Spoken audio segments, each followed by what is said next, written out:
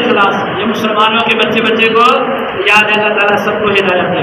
وقت کے امیر المومنین ہیں، فجر کی نماز پڑھانے کے لیے تشریف لائے، صفیں درست ہو رہی ہیں آپ، اور جو وہ منافق تھا نا، وہ منافق تھا پہلی صف میں کھڑا تھا، کہاں پر کھڑا تھا؟ پہلی صف میں کھڑا تھا۔ اب دیکھیں جب تک بندہ اندر سے پاک نہ ہو اکیلی نمازیں پڑھنے سے کچھ نہیں ہوتا ہے۔ اب وہ بھی تو پہلی صف میں آ کر کھڑا ہوا تھا نا، ہم کیا کہ وہ عاشق رسول تھا، وہ صحابہ کا بغض لے کر دل میں کھڑا تھا، پہلی صف میں کھڑا تھا، ہم کہ وہ بڑا محب تھا، وہ تو بڑا نمازی پرہیزی تھا، پہلی صف میں کھڑا تھا۔ شیطان ہو چاہے پہلی صف سے بھی آگے کھڑا ہو، شیطان ہی ہوگا نا۔ تو اس نے سیدنا عمر فاروق رضی اللہ تعالی عنہ پہ حملہ کیا اور آپ کو زخمی کر دیا، آپ زخمی حالت میں گرے ہیں۔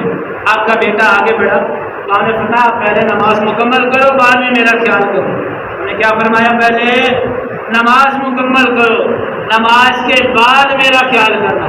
اب صاحب حضرت امیر المومنین وقت کا سامنے مصلی پہ تڑپ رہا ہے، اور مصلی نبوت پہ، حقیقت میں جو مصلی نبوت تھا، جس مصلی پہ کھڑے ہو کر رسول اللہ صلی اللہ علیہ وسلم نماز پڑھا کرتے تھے، اس مصلی پہ وقت کا امیر المومنین حضور کا صحابی بھی ہے، حضور کے سسر بھی ہیں، حضور کی مراد بھی ہیں، مصلی نبوت پہ تڑپ رہا ہے، تو صحابہ نے نماز کو مکمل کیا اور اس بدبخت کو پکڑا ہے۔ یاد رکھنا، جس کی نسبت حضور کے ساتھ ہو، حضور کے ساتھ نسبت والی جو چیز ہے اس کو جو بھی دھوکہ کرے گا، چاہے وہ نواسہ رسول ہو، چاہے وہ صحابی رسول ہو، جو ان کے ساتھ غداری کرے گا نا، رب تعالیٰ نے اس کے مقدر میں سزا لکھی ہے کہ وہ اپنے آپ کو مارے گا۔ وہ کیا کرے گا؟ اپنے آپ کو مارے گا، قیامت تک مارتا رہے گا۔ یہ رب نے اس کو سزا دی ہے۔ اس بدبخت نے کیا کہ اس کو صحابہ نے پکڑ لیا، سب سے پہلے اس نے خودکشی کی، اپنے آپ کو مارا ہے اس نے۔ یہ اللہ نے اس کو سزا دی ہے نا، اور موقع پہ سزا دی ہے کہ اس نے اپنے آپ کو مارا ہے۔ اسی طرح جس نے نواسہ رسول کے ساتھ غداری کیا، رب نے اس کو بھی سزا دی ہے کہ تو بھی اپنے آپ کو مارے گا، تیری نسل بھی اپنے آپ کو مارے گی قیامت تک۔ یہ اللہ نے تجھے سزا دے دی ہے، تو نے نواسہ رسول کے ساتھ غداری کی ہے، اور تو نے صحابی رسول کے ساتھ غداری کی، اللہ نے تجھے بھی یہ سزا دی ہے کہ تو نے اپنے آپ کو مارا ہے اسی جگہ پہ، اور یہ بدبخت اسی جگہ پہ ہلاک ہو گیا۔ سیدنا عمر فاروق رضی اللہ تعالیٰ عنہ ایک روایت کے مطابق 3 دن اسی زخمی حالت میں رہے۔ جب تیسرا دن آیا تو اپنے بیٹے کو بلایا، کچھ وصیتیں فرمائی اور فرمایا جاؤ امی عائشہ رضی اللہ تعالیٰ عنہا کے پاس اور آپ اجازت طلب کریں، اگر حضور کے پہلو میں مجھے سونے کی اجازت دی جائے۔ اب حضرت عائشہ صدیقہ نے وہ جگہ اپنے لیے رکھی۔ آپ کا بیٹا اما عائشہ صدیقہ رضی اللہ تعالیٰ عنہا کے دربار میں وہ پیغام لے کر گیا، عمر کا پیغام لے کر گیا، وہ عرض لے کر گیا۔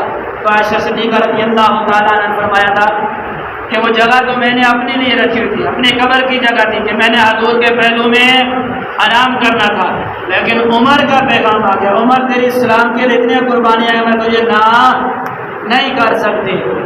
اب آپ نے اجازت دے دی ہے، تو میں قیامت تک عمر جو آقا پہ درود بھیجے گا نا، آقا کے پہلو میں تو سویا ہوگا، تیرے اوپر بھی سلام بھیجے گا۔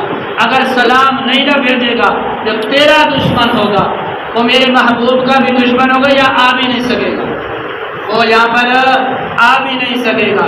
وقت گزرتا گیا، سیدنا عمر فاروق رضی اللہ تعالیٰ عنہ اس دنیا سے انتقال فرما گئے۔ آپ کا جنازہ اٹھائے، حضرت علی رضی اللہ تعالیٰ عنہ ساتھ ہیں۔ روایت میں آتا ہے آپ اتنا روئے کہ آپ کی داڑھی مبارک آنسوؤں سے تر ہو گئی۔ کسی پوچھنے والے نے پوچھا اے علی اتنا غم کیوں ہے؟ کیونکہ غم سے نڈال ہو گئے۔ عرض کرنے لگے تجھے کیا پتا ہے یہ جانے والا کون ہے؟ تجھے کیا پتا ہے کہ یہ جانے والا کون ہے؟ تیرا کوئی محبت والے، تیری کسی محبت والے کا جنازہ اٹھا ہوتا تجھے پتا ہوتا، تجھے پتا ہوتا کہ کسی محبت والے کا جب جنازہ اٹھتا ہے نا، کسی کے محبوب کا جنازہ اٹھتا ہے تو محبت پہ کیا گزرتی ہے۔ مجھے پتا ہے نا کہ عمر کے ساتھ مجھے کتنی محبت تھی۔ قیامت تک آنے والوں کو حضرت علی نے پیغام دیا ہے، کہیں میری محبت میں کسی صحابی کی گستاخی نہ کر بیٹھنا، کسی صحابی کی گستاخی نہ کر بیٹھنا۔ اگر علی رضی اللہ تعالیٰ عنہ سے محبت ہے تو عمر اور ابو بکر اور عثمان سے بھی محبت کرنا پڑے گا۔ اگر ان کے ساتھ بغض ہے تو یاد رکھنا حضرت علی کے ساتھ محبت کرنے والا یہ جھوٹا دعوے دار ہے۔ حضرت علی رضی اللہ تعالیٰ اور حضرت عمر نے ایک وصیت فرمائی تھی، ہمیں 80 دینار کا مقروض اس دنیا سے جا رہا ہے۔ وقت کا امیر المومنین ہے، 24 لاکھ مربع میل پر اسلامی سلطنت کا پرچم لہرانے والے مد قلندر کا جب جنازہ اٹھا ہے تو 80 دینار کا مقروض اس دنیا سے جا رہا ہے، 80 دینار کا مقروض ہے۔ اور بیٹے کو وصیت کر ہے، بیٹا رشتہ داروں کو ساتھ ملا کر یہ میرا قرض ادا کر دینا، یہ میرے اوپر بار رہے گا۔ اگر قرض اپنے رشتہ دار ساتھ نہ دینا پھر حضرت علی رضی اللہ تعالیٰ عنہ کو عرض کر دینا وہ میرا قرض ادا کر دے۔ اگر محبت نہ ہوتی یا آپس میں دشمن ہوتے، کبھی مرنے والے نے یہ بھی وصیت کی ہے کہ میرے دشمن کو یہ کہہ دینا وہ کر دے گا، کبھی ایسے ہوا ہے بھائی؟ اور محبت ہوتی وصیت کی نا، اگر محبت نہ ہوتی وصیت کیسے کرتے؟ اس لیے تو حضرت علی کے نام کی وصیت رضی اللہ تعالیٰ عنہ کے نام کی وصیت فرمائی تھی نا کہ حضرت علی سے کہہ دینا وہ میرا قرض ادا کر دے۔ آخری حدیث سنا کے بس آپ نے یکم محرم الحرام کو جامع شہادت نوش فرمایا۔ آپ کی سیرت اتنی لمبی ہے کہ ساری زندگی تو گزر سکتی ہے۔ وہ عمر کا عدل و انصاف، اس عمر کی سیرت، اس عمر کی شان کو کون بیان کر سکتا ہے؟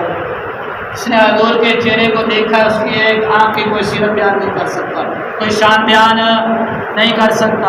وہ عمر عید کے لیے تیار ہوئے، عید پڑھانے کے لیے تیار ہوئے، بیوی سے کہا جوتا لاؤ، حضرت جوتا اتنی بار ٹوٹا ہے اس کو جوڑ کے آپ وہ جوڑنے کے قابل ہی نہیں ہوا، وہ ننگے پاؤں چل پڑے، ننگے پاؤں۔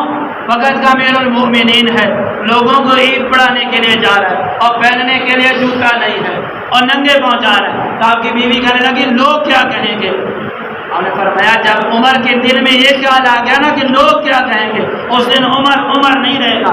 میں نے یہ کبھی نہیں سوچا کہ لوگ میرے بارے میں کیا کہیں گے، میں تو یہ کہتا ہوں اللہ اور اللہ کے رسول کا میرے بارے میں کیا خیال ہے، بس عمر کے دل میں اس کے علاوہ کچھ بھی نہیں ہے۔ وہ ننگے پاؤں مرد قلندر عید کا خطبہ دینے کے لیے گیا، عید کا خطبہ دیا اور گھر واپس آ گیا، اور 10 سال کے بعد اس دنیا میں پردہ فرمانے کے 10 سال کے بعد، یہ تاریخ الخلفاء میں لکھا ہے کہ 10 سال اس دنیا سے پردہ فرمانے کے بعد کسی اللہ والے کو خواب میں ملے، اس نے پوچھا حضرت کیا بنا ہے؟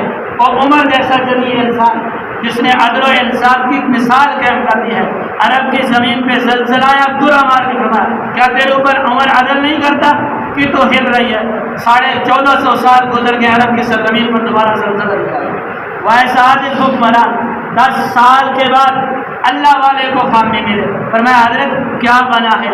جو فرمانے کہ یوں ماتھے سے پیشانی سے پسینہ صاف کر رہے تھے، ارے 10 سال ہو گئے رب تعالیٰ کو حساب دے رہا ہوں اور 10 سال کے بعد بھی اللہ نے اپنی رحمت سے معاف کیا۔ 10 سال ہو گئے رب تعالیٰ کو حساب دے رہا ہوں اور 10 سال کے بعد بھی اللہ نے اپنی رحمت سے معاف کیا ہے۔ میں اور آپ کس بات کی بولی؟ یہ تو حضرت عمر تو عشرہ مبشرہ میں ہیں جن کو اللہ کے نبی نے دنیا میں جنت کی بشارت دی ہے، اگر ان کا یہ عالم ہے تو میرا اور آپ کا کیا بنے گا قبر میں جا کر؟